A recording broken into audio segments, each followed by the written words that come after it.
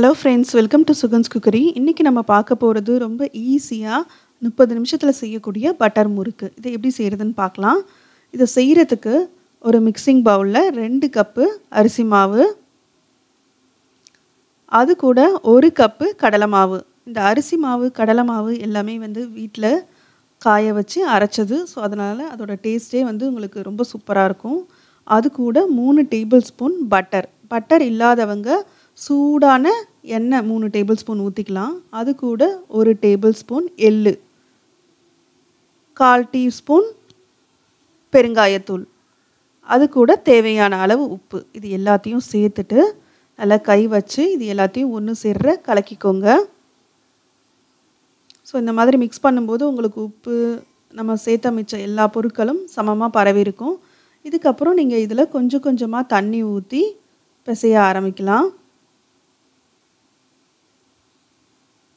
இதை நல்லா பிசைஞ்சு ஒரு சப்பாத்தி மாவு பதத்துக்கு பிசைஞ்சுக்கோங்க. இது ரொம்ப ஹார்டாகவும் இருக்கக்கூடாது, ரொம்ப குழன்னு கையில் ஒட்டுற மாதிரியும் இருக்கக்கூடாது. ஸோ இந்த அளவுக்கு நல்லா பிசைஞ்சு ரெடி பண்ணி வச்சுக்கலாம். ஸோ இப்போ நம்மளோட முறுக்கு மாவு ரெடி ஆயிட்டு. இதுக்கப்புறம் நம்ம முறுக்கு செய்ய ஆரம்பிக்கலாம். இந்த பட்டர் முறுக்கு செய்கிறதுக்கு இந்த அச்சு எடுத்துக்கோங்க. இது பார்த்தீங்கன்னா ஒரே ஒரு ஸ்டார் மாதிரி இருக்கு இல்லையா, இதுதான் இந்த பட்டர் முறுக்கு செய்கிறதுக்கு தேவையான அச்சு. ஸோ குழலில் மாவை ஃபில் பண்ணிவிட்டு ஒரு பிளாஸ்டிக் கவர் எடுத்துக்கோங்க. அதில் ஒரு சின்ன சர்க்கிள் போட்டுட்டு அதை அப்படியே மெதுவாக அதை சுற்றி 3 சர்க்கிள் போட்டுட்டிங்கன்னா அவ்வளோதாங்க, நமக்கு இப்போ பட்டர் முறுக்கு ரெடி ஆயிடுச்சு. இதே மாதிரி நீங்கள் பிளாஸ்டிக் கவரில் போட்டு வச்சுட்டு அதுக்கப்புறம் நம்ம ஒன்று ஒன்றா எண்ணெயில் போட்டு பொரிக்கலாம். ஸோ இன்னொன்று செஞ்சு காட்டுறேன் பாருங்கள். ஒரு சின்ன ரவுண்டாக போட்டுக்கோங்க, அதை சுற்றி 3 ரவுண்டு.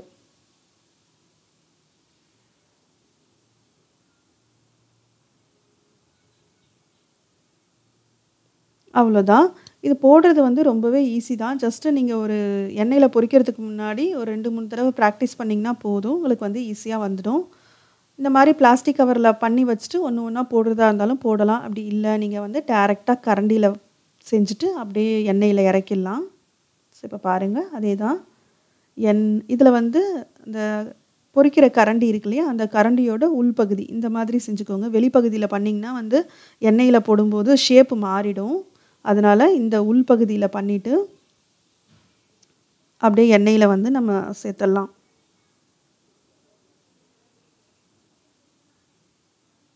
அவ்வளோதான். இப்போ பட்டர் முறுக்கு எல்லாம் ரெடி ஆகிடுச்சு. இதை நம்ம எண்ணெயில் போட்டு பொரிச்சு எடுக்க ஆரம்பிக்கலாம். அதுக்கு ஒரு பேனில் எண்ணெய் ஊற்றி மீடியம் ஃப்ளேமில் சூடு பண்ணி வச்சுருக்கிறேன். எண்ணெய் நல்லா சூடானதுக்கப்புறம் அந்த பொரிக்கிற கரண்டி இருக்கு இல்லையா, அதை வச்சு அந்த பேப்பரை எப்படி லைட்டாக பிளாஸ்டிக் கவரை திருப்பினீங்கன்னா போதும், அந்த முறுக்கு இதில் வந்துடும். அதை அப்படியே எண்ணெயில் வச்சிங்கன்னா தானாகவே அந்த முறுக்கு அந்த கரண்டிலேருந்து இறங்கிடும்.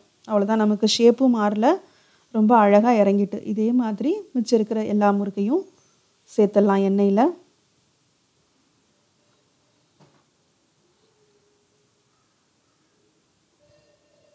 இந்த மாதிரி எல்லா முறுக்கையும் எண்ணெயில் சேர்த்துட்டு அதை அப்பப்போ தேவைப்படும் போது திருப்பி விடுங்க. அப்போ தான் உங்களுக்கு 2 பக்கமும் ஒரே கலராக இருக்கும். உங்களுக்கு இந்த மாதிரி ரவுண்டாக சுத்து முறுக்கு மாதிரி செய்கிறது கஷ்டமாக இருக்குது அப்படின்னு நீங்கள் நினச்சிங்கன்னா ஜஸ்ட்டு எண்ணெயில் டேரெக்டாக பிழிஞ்சு அதை கட் பண்ணிடலாம், நல்லா உதிர்த்து விட்டுறலாம். அப்போ உங்களுக்கு பக்கோடா மாதிரி பட்டர் முறுக்கு அதுவும் நல்லாயிருக்கும். உங்களுக்கு இந்த மாதிரி பார்க்க ரவுண்டாக அழகாக இருக்கணும் அப்படின்னு நினச்சிங்கன்னா நீங்கள் இந்த மாதிரி செய்யலாம். ஸோ எது வேணாலும் பண்ணலாம், உங்களோட விருப்பம்தான். இப்போ பபிள்ஸ்லாம் அடங்கினதுக்கப்புறம் நம்மளோட முறுக்கு எடுத்துடலாம். அவ்வளோதாங்க, ரொம்ப ஈஸியாக ஒரு 1/2 மணி நேரத்தில் டக்குன்னு இந்த பட்டர் முறுக்கு செய்யலாம். இந்த ரெசிபியை நீங்களும் உங்கள் வீட்டில் செஞ்சு பாருங்கள். இந்த வீடியோ பிடிச்சிருந்ததுன்னா வீடியோவை லைக் பண்ணுங்கள். தேங்க்ஸ் ஃபார் வாட்சிங்.